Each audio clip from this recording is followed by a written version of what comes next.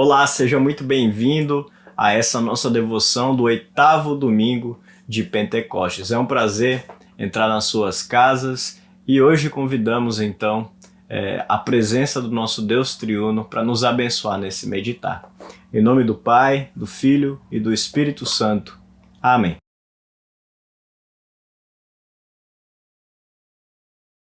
No Salmo 85, a gente lê assim: Ó Senhor Deus, Tu tens sido bom para a Tua terra, fizeste com que Israel prosperasse outra vez.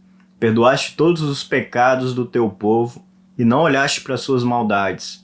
Acalmaste todo o Teu furor e deixaste de lado o fogo da Tua ira. Faze com que prosperemos de novo, ó Deus nosso Salvador, e não continues aborrecido com o Teu povo. Será que vais ficar irado para sempre contra nós? Será que a tua ira nunca vai acabar? Dá-nos forças novamente, e assim o teu povo se alegrará por causa de ti. Israel, logo após ser perdoada, ela pede: Senhor, dá-nos forças novamente. É comum que na igreja a gente sempre faz a confissão de pecados, né?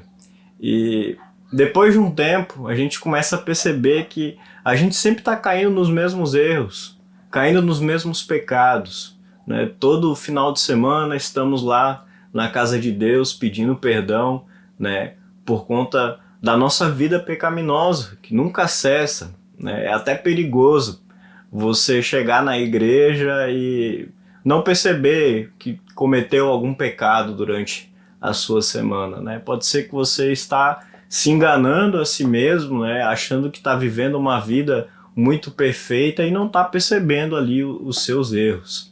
Mas o mais comum de tudo é a gente perceber como a gente tem falhado, perceber como temos caído nos mesmos erros, né? E isso cansa.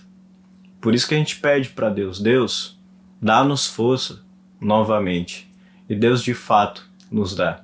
Se você se arrepende dos seus pecados, você pode pedir perdão para Deus.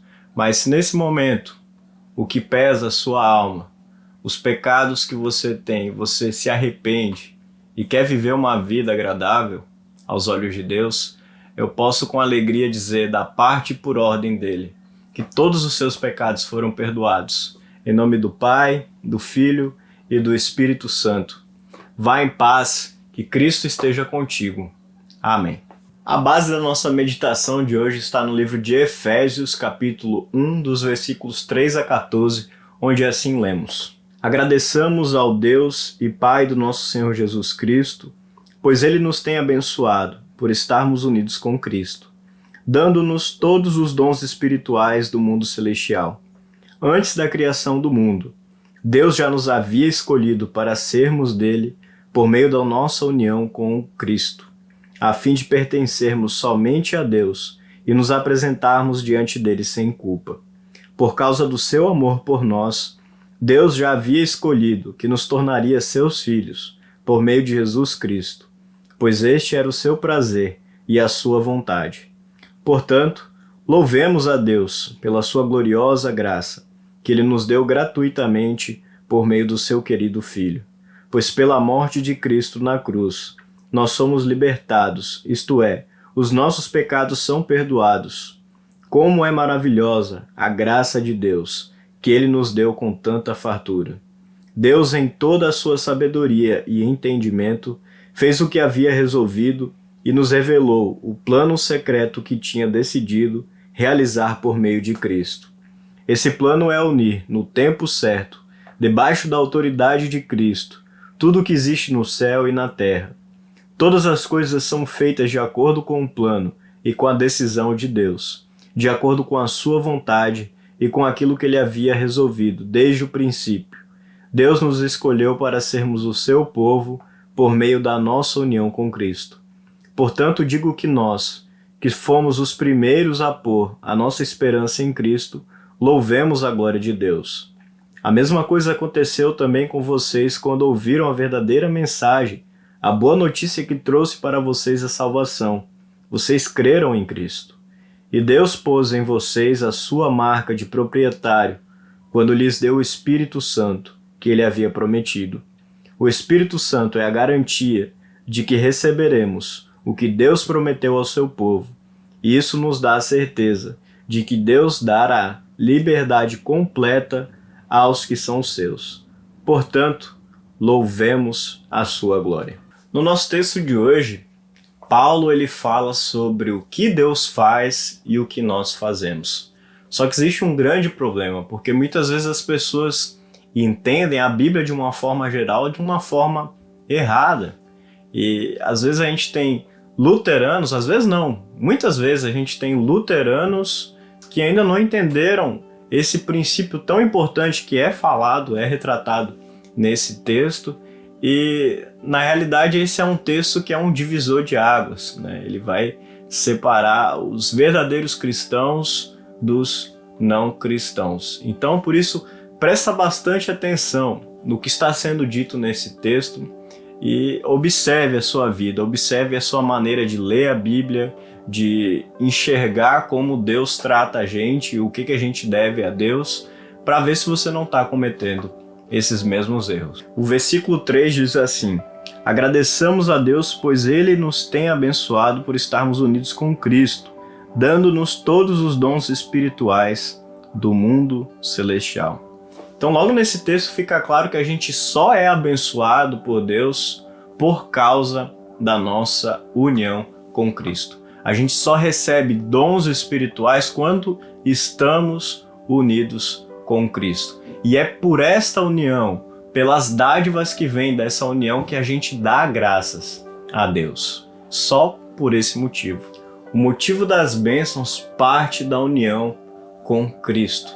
Sem Cristo, não há bênção. Pode haver riqueza, pode haver sucesso, prosperidade, mas sem Cristo, isso vai se mostrar extremamente vazio, seja logo de cara ou com o tempo. O descontentamento vai ser sempre maior do que aquilo que a gente possui. Inclusive nas férias eu ouvi uma música que dizia assim: eu gostaria de ter tudo o que eu quero. E é uma ambição geral do ser humano, né? A gente queria ter tudo o que a gente gostaria de ter. Mas e se a gente pudesse realmente ter tudo o que a gente quer? O que a gente iria querer? E quando a gente tivesse tudo o que a gente quisesse, o que a gente ia querer a mais? Essa é uma pergunta difícil de responder, mas ela também nos faz pensar o que eu realmente quero, o que realmente eu preciso. O grande famoso humorista Jim Carrey, ele certa vez disse assim: eu gostaria que todo mundo tivesse a oportunidade de um dia ser muito rico e muito famoso, para perceber que a resposta não é essa. O nosso verdadeiro tesouro não está num patrimônio, não está numa conquista, mas está propriamente em relações. O que faz a nossa vida ser rica são as relações que nós temos. Basta a gente dar uma olhada no que Cristo valorizou aqui no mundo.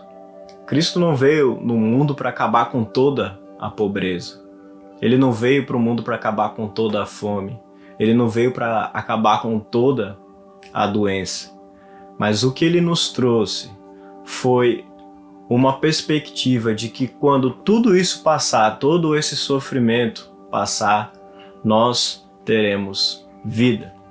Ele veio para nos dar vida após essa nossa vida. Cristo ele veio para que a gente se tornasse tão vivo ao ponto da gente poder dizer como Paulo: porque para mim o viver é Cristo e o morrer é lucro. Ele mostrou para nós que as ambições humanas, elas estão longe de nos trazer felicidade e de nos trazer a tão importante paz para vivermos. Cristo veio para nos dar aquilo que a gente ainda não experimentou. Ele veio para realizar um plano concreto. Já estava escrito que seria assim. Antes da criação do mundo, Deus já nos havia escolhido para sermos dele por meio da nossa união com Cristo, a fim de pertencermos somente a Deus e nos apresentarmos diante dele sem culpa. O nosso pecado, ele nos afasta de Deus, né? Ele quebra essa relação que a gente tem com o Criador, da mesma forma que, como numa amizade, uma pessoa que te magoa, ela faz com que esse relacionamento se torne em ruínas, né? Ela quebra esse relacionamento, quebra a confiança, né? Seja por uma mentira, por uma traição, né? A relação não é mais a mesma, a relação é quebrada. Só que as relações humanas são muito diferentes da nossa relação com Deus. Primeiro porque nas relações humanas é obrigação de quem ofende ir atrás da pessoa ofendida e pedir perdão para ela. E é diferente também, em segundo ponto, porque não se trata de uma relação de igual para igual. A gente está falando de uma relação de criatura e criador. Eles não estão no mesmo patamar, eles não estão em igualdade. Um é sobremaneira superior ao outro. Um tem o domínio sobre o outro, o que faz a nossa ofensa muito mais grave do que ela pode parecer. E é nesse ponto que os pseudo-luteranos, ou pessoas que acreditam ser cristãs, elas tropeçam, elas caem feio, porque elas acreditam que se trata de uma relação como de uma relação de amigo. Elas acham que podem chegar ali e comprar as pazes, né? Fazer um agrado, fazer isso ou aquilo, e aí beleza, vai estar resolvido porque eu fiz tal coisa, e aí a gente tá quite. Não, a gente tá falando de uma relação de criatura e criador. São degraus muito diferentes. E esse é um grande problema na vida das pessoas que ainda não conheceram a loucura do Evangelho, ainda não perceberam que não tem como comprar a paz com Deus. Essas pessoas ainda não entenderam que o que realmente nos traz paz com Deus é uma completa loucura, é um completo absurdo, uma insanidade para qualquer pessoa que ouvir essa história. E essa insanidade é o que Deus nos diz. Por causa do seu amor por nós, Deus já havia resolvido que nos tornaria seus filhos por meio de Jesus Cristo, pois este era o seu prazer e a sua vontade. A nossa relação com o Criador só é restabelecida porque Ele veio até nós. Ele correu atrás de nós quando, na verdade, segundo as nossas lógicas humanas, a gente que teria que correr atrás dele, né? Porque nós que somos os ofensores. Mas a loucura do Evangelho é essa. Um Deus que vem até nós e restabelece essa relação que nós estragamos. O Criador, ele foi além da nossa lógica, além da nossa razão humana e nos deu o seu próprio Filho como um pagamento para resolver essa nossa dívida que a gente tinha com ele. Está escrito: pois pela morte de Cristo na cruz, nós somos libertados, isto é, os nossos pecados são perdoados. Como é maravilhosa a graça de Deus, que Ele nos deu com tanta fartura. Esse grande amor que se concretizou numa morte na cruz, essa união que temos com Cristo, restabeleceu o nosso relacionamento com o Criador. É loucura, é difícil de acreditar, não faz sentido para as nossas lógicas humanas, mas foi assim que Deus nos amou. E enquanto o mundo ainda sofre, enquanto o mundo ainda geme, por causa dessa nossa ofensa contra Deus, que ainda é presente, ainda é constante nos nossos dias, nós podemos esperar com fé. Não só com fé, com a garantia que Deus nos deu. O Espírito Santo que veio habitar em nós no batismo, que veio habitar em nós no momento em que ouvimos a sua palavra. É a garantia de que quando todo esse sofrimento passar, nós teremos a vida eterna. Será o dia em que Deus unirá, né, céus e terra para vivermos uma experiência que nunca antes foi vivida, que Ele nos preparou. E lá Lá sim, lá teremos felicidade eterna, alegria eterna, uma relação perfeita, onde está a nossa paz, onde está a nossa felicidade, o propósito da nossa vida. Nessa fé, aguardamos. Nessa fé que o Espírito Santo preserve nós. Seja ela mantida em nós, pelo favor do Espírito Santo, até a consumação dos séculos. Amém. Queremos agora louvar a Deus através do hino Fez um Caminho para Mim.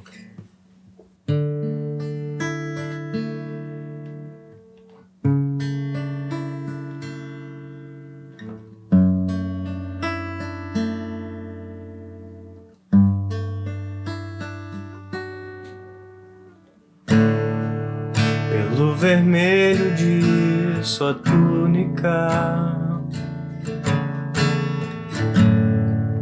a cada prego, a cada martela,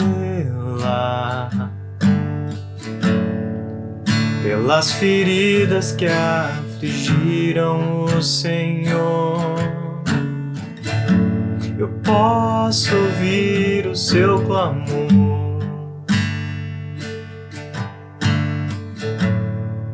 Pai, eu desejo que eles sejam em mim, para que vejam tua glória. Minha vergonha não se encontra mais em mim, para a liberdade me liberto. Fez um caminho pra mim, por onde eu não poderia ir. Fez um caminho pra mim, por onde eu não poderia ir. Eu sou teu, tu és meu, e seremos juntos pra sempre. Eu sou teu, tu és meu, e seremos juntos pra sempre. Fez um caminho pra mim, por onde eu não poderia ir.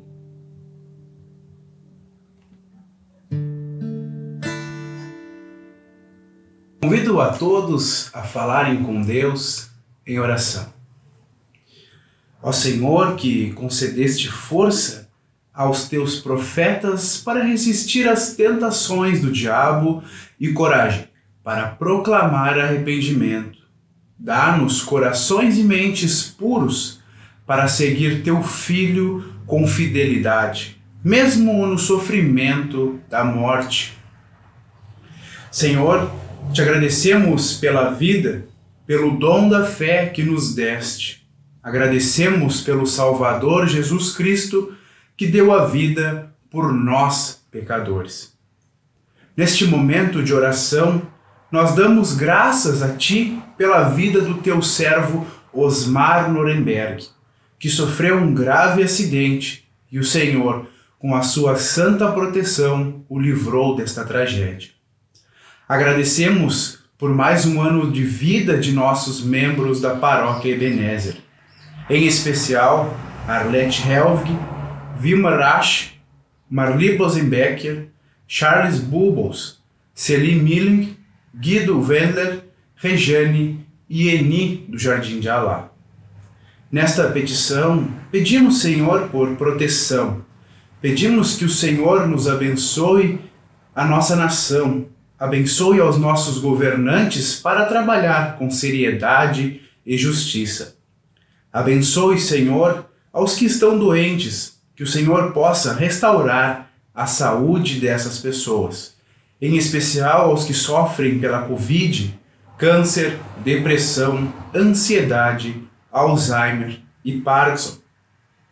E, Senhor, pelos familiares daqueles que foram morar juntos de Ti, que o Senhor possa abençoar os seus familiares, dando o seu devido consolo, que o Senhor possa os lembrar sempre que todo aquele que nele crê não morrerá, mas sim viverá eternamente com Cristo. Senhor, abençoe a Tua igreja aqui neste mundo, que o Senhor possa derramar o Teu Espírito Santo sobre nós, que o Senhor possa nos fortalecer e preservar nossa fé em Jesus. Oramos também, Senhor, por aqueles que saem de suas casas para trazer alimentos para a sua família, em especial aos caminhoneiros que se arriscam dia e noite para exercer o seu ofício. Abençoe-nos, ó Santo Pai de amor, que o Senhor nos dê tempos bons para a plantação e para a colheita. Nós oramos a Ti em nome do nosso Salvador, Jesus Cristo, que vive e reina contigo e o Espírito Santo, um só Deus, agora e sempre. Amém. Muito bem, gente, esse aí foi a nossa devoção de hoje. Espero que Deus, através dessas palavras, tenha trazido conforto, coragem no viver de vocês. Recebam agora a bênção do Senhor.